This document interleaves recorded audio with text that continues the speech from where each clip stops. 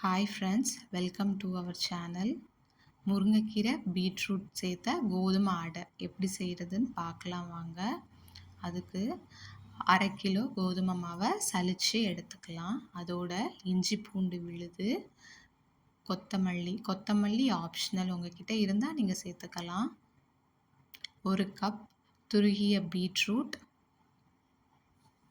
பெரிய வெங்காயம் 1 நறுக்கி சேர்த்துக்கோங்க. முருங்கைக்கீரையை கழுவி உருவி அதோட கலந்துக்கோங்க. அதோட 1 ஸ்பூன் சோம்பு, தேவையான அளவு உப்பு, பெருங்காயத்தூள் சேர்த்து இந்த மாவை 2 டைப்பாக நம்ம ரெடி பண்ணிக்கலாம். ஒன்று சப்பாத்தி மாவு பதத்துக்கு பிசைஞ்சிக்கலாம். அப்படி இல்லைன்னா தோசை மாவை விட கொஞ்சம் கெட்டியான பதத்துக்கு கலந்து வச்சுக்கலாம். சப்பாத்தி மாவு மாதிரி இருக்கிறதுக்கு ஒரு வாழை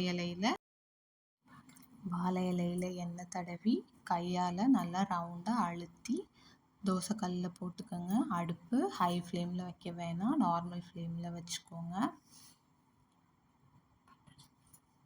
உங்ககிட்ட வாழை இலை இல்லைனாலும் பட்டர் ஷீட்டில் நீங்கள் கையால் நல்லா அழுத்தி ரவுண்ட் ஷேப்புக்கு கொண்டு வந்து தோசைக்கல்லில் போட்டு எடுத்துக்கலாம்.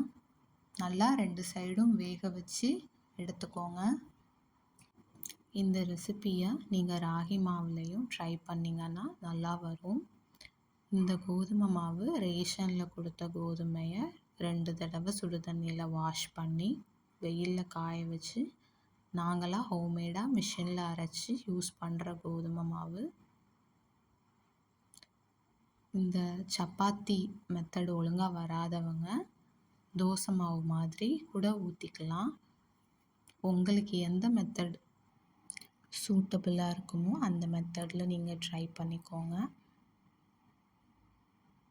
இதை நீங்கள் மார்னிங் பிரேக்ஃபாஸ்ட்டாகவோ நைட் டின்னராகவோ யூஸ் பண்ணிக்கலாம். குழந்தைங்களுக்கு லன்ச் பாக்ஸ் ரெசிபியாகவும் நீங்கள் ட்ரை பண்ணலாம்.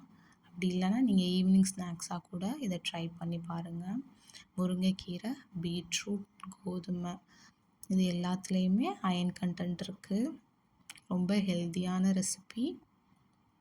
வாரத்தில் ஒரு முறையாவது இந்த மாதிரி ட்ரை பண்ணுங்கள். நல்லா 2 சைடும் திருப்பி போட்டு வேக வச்சு எடுத்துக்கோங்க.